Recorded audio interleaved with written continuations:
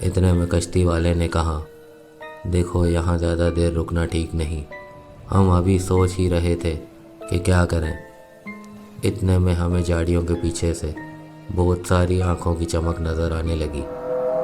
یہ سب دیکھ کر ہم بہت ڈر گئے اور جلدی جلدی ایک دوسرے کو بولنے لگے، سامان اٹھا، چل یہاں سے۔ ہم ابھی سامان پیک کر ہی رہے تھے کہ اچانک سے تیز تیز بچوں کے چلانے کی آوازیں آنے لگی اور وہ آنکھیں ہمارے قریب آنے لگی۔ ہم نے جیسے ہی سامان اٹھا کر کشتی میں رکھا تو ہم نے جو منظر دیکھا وہ ہم کبھی نہیں بھول سکتے۔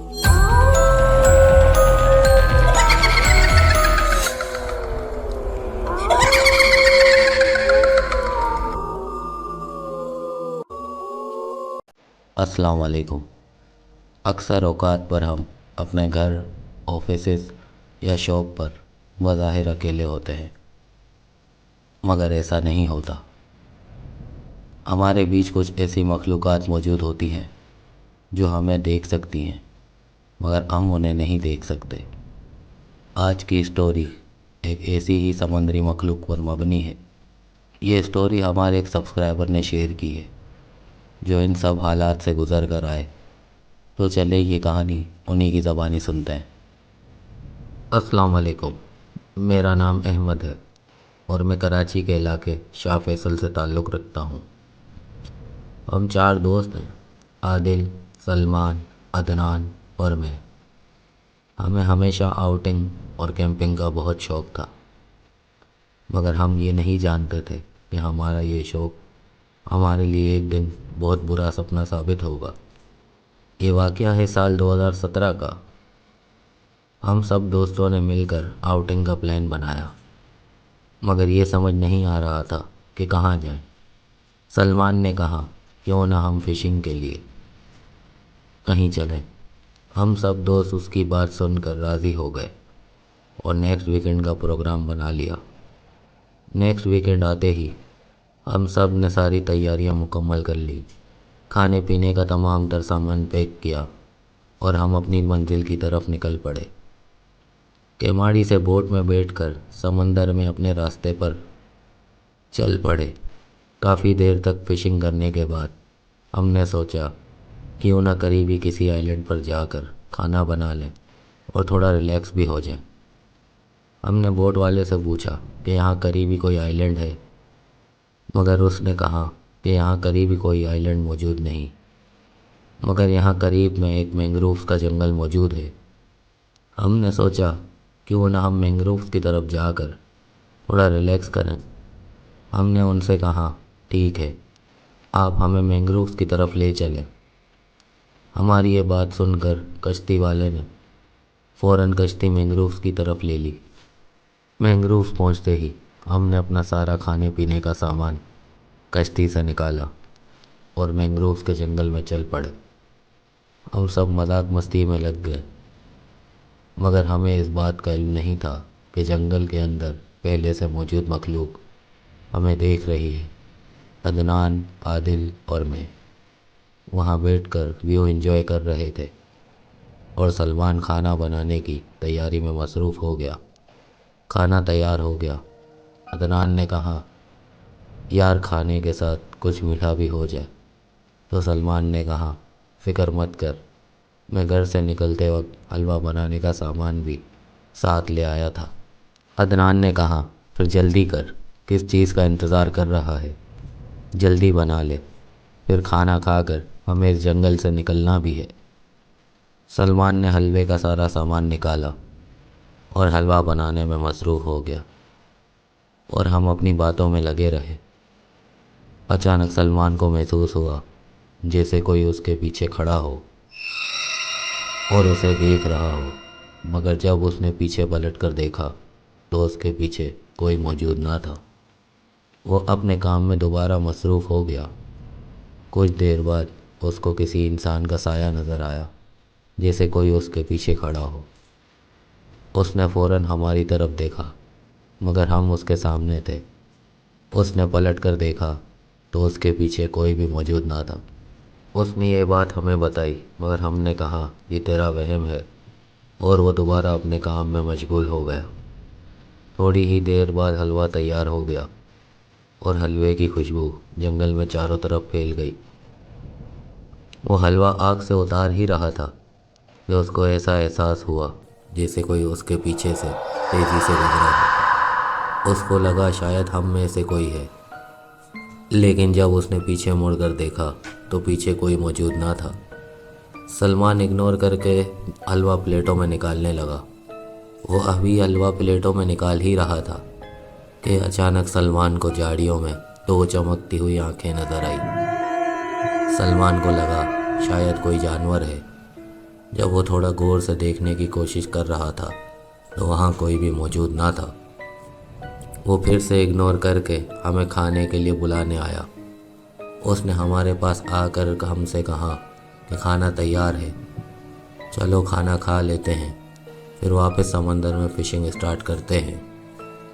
ٹائم بھی بہت کم رہ گیا ہے، رات کے تقریباً 3 بجے ہم لوگ کھانا کھانے جا ہی رہے تھے کہ اچانک اندھیرے میں ہمیں ایسا فیل ہوا جیسے کوئی شخص ہمارے کھانے کے پاس بیٹھ کے کھانا کھا رہا ہو۔ جب ہم نے ٹارچ آن کی اور قریب جانے لگے تو وہاں کوئی بھی موجود نہ تھا، مگر ہماری 5 پلیٹوں میں سے 2 پلیٹ خالی تھی۔ سلمان نے کہا یہ کیا ہوا؟ میں نے تو 5 پلیٹ نکالی تھی۔ ہم سب نے کہا تو نے 3 ہی نکالی ہوگی، شاید تھکن کی وجہ سے تو بھول گیا ہے۔ اس نے کہا نہیں، میں نے 5 ہی نکالی تھی۔ اور وہ بتانے لگا جب وہ حلوہ بنا رہا تھا تو اس کو ایسا احساس ہوا جیسے بار بار کوئی اس کے آس پاس سے گزر رہا ہے۔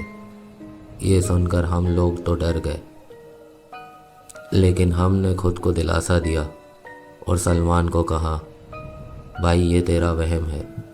اتنے میں کشتی والے نے کہا دیکھو یہاں زیادہ دیر رکنا ٹھیک نہیں، ہم ابھی سوچ ہی رہے تھے کہ کیا کریں۔ اتنے میں ہمیں جھاڑیوں کے پیچھے سے بہت ساری آنکھوں کی چمک نظر آنے لگی۔ یہ سب دیکھ کر ہم بہت ڈر گئے اور جلدی ایک دوسرے کو بولنے لگے سامان اٹھا، چل یہاں سے۔ ہم ابھی سامان پیک کر ہی رہے تھے کہ اچانک سے تیز بچوں کے چلانے کی آوازیں آنے لگی اور وہ آنکھیں ہمارے قریب آنے لگی۔ ہم نے جیسے ہی سامان اٹھا کر کشتی میں رکھا تو ہم نے جو منظر دیکھا وہ ہم کبھی نہیں بھول سکتے۔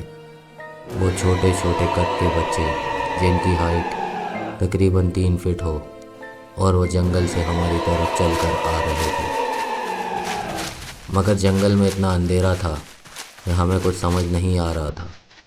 ہم نے کشتی والے سے کہا جلدی سے نکلو یہاں سے، اور ہم سب کشتی میں بیٹھ کر وہاں سے نکلنے لگے۔ ابھی تھوڑی ہی دور پہنچ کر ہم نے پیچھے مڑ کر دیکھا تو ان بچوں کی آوازیں تیز ہو گئی اور ان کی اسپیڈ اور زیادہ تیز ہو گئی۔ یہ سب دیکھ کے عادل وہیں بے ہوش ہو گیا۔ ہمیں کچھ سمجھ نہیں آ رہا تھا کہ یہ کیا ہو رہا ہے۔ تھوڑا سا آگے جاتے ہی ہماری کشتی کا انجن بند ہو گیا۔ ابھی ہم اتنا دور بھی نہ جا سکے تھے اور وہ مخلوق ہمیں مینگرووز میں صاف دکھائی دے رہی تھی۔